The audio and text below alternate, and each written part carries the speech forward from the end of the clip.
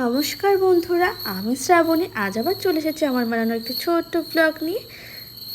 ব্লগটি শেয়ার করতে একটু দেরি হয়ে গেল, তার জন্য সবার কাছে সরি বলে নিচ্ছি।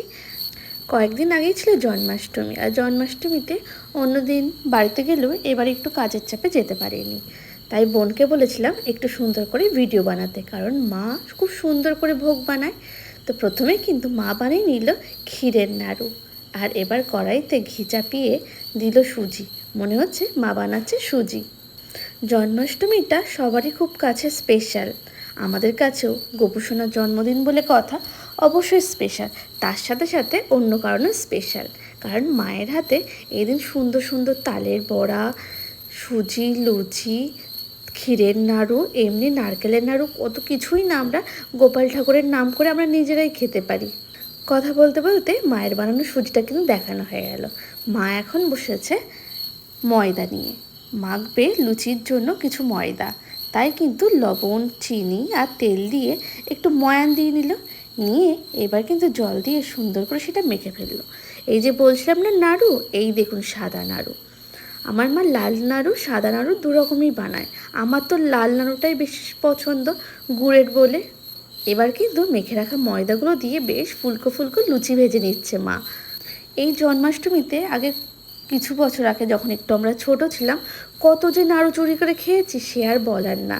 হয়তো সবার এরকম কিছু অভিজ্ঞতা থাকবে ছোটোবেলায় নাড়ু চুরির।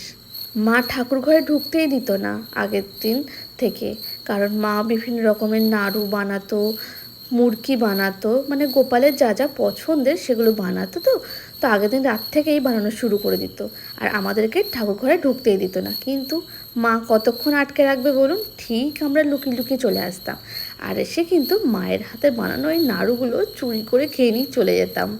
পরে অবশ্য মা বুঝতে পারতো, তাই নিয়ে প্রচণ্ড অশান্তি বকাবকি করতো। কিন্তু মা যতই বকুক না কেন, চুরি করে নাড়ু খাওয়ার মজাটাই কিন্তু আলাদা ছিল। মায়ের লুচি ভাজা হয়ে গেছে, মা এবার 5 রকমের ভাজা একসাথেই ভেজে নিচ্ছে, যেহেতু টাইম হয়ে গেছিলো। তারপর কিন্তু বোন সুন্দর করে সাজিয়ে গুছিয়ে ঠাকুরের সামনে ভোগ দিয়ে দিয়েছে। এখানে আছে 5 রকমের ভাজা, তার পাশে আছে ছোলা আর বুট ভেজানো, এখানে আছে তালের নাড়ু, এখানে আছে নারকেলের নাড়ু, আর এখানে বিভিন্ন রকমের ফল মিষ্টি, এগুলো তো থাকবেই। তবে আমার বোনটাও বেশ বড় হয়ে গেছে, ভাবতামও খুব ছোট ছোট, কিন্তু আর না, বেশ বড় হয়ে গেছে। দেখুন কি সুন্দর সাজিয়ে গুছিয়ে ঠাকুরের সামনে ভোগ নিবেদন করেছে। আমরা যে ওখানে নেই সেটা মাকে ফিল করতেই দেয় না। আর এই হচ্ছে বোনের লাড্ডু গোপাল। তো চলুন, ব্লগটি আজকে আমি এখানেই শেষ করব। আমার ব্লগগুলি আপনাদের কেমন লাগে কমেন্টে জানাতে কিন্তু একদম ভুলবেন না।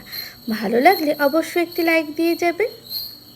সবাই ভালো থাকবেন, সুস্থ থাকবেন, সাবধানে থাকবেন, নিজের খেয়াল রাখবেন এবং অন্যদেরও খেয়াল রাখবেন। তাহলে এবার আমি আসি, সবাইকে টাটা। আবারও চলে আসবো নতুন কোনো ভিডিও বা ব্লগ নিয়ে। ততক্ষণ সবাই ভালো থাকবেন।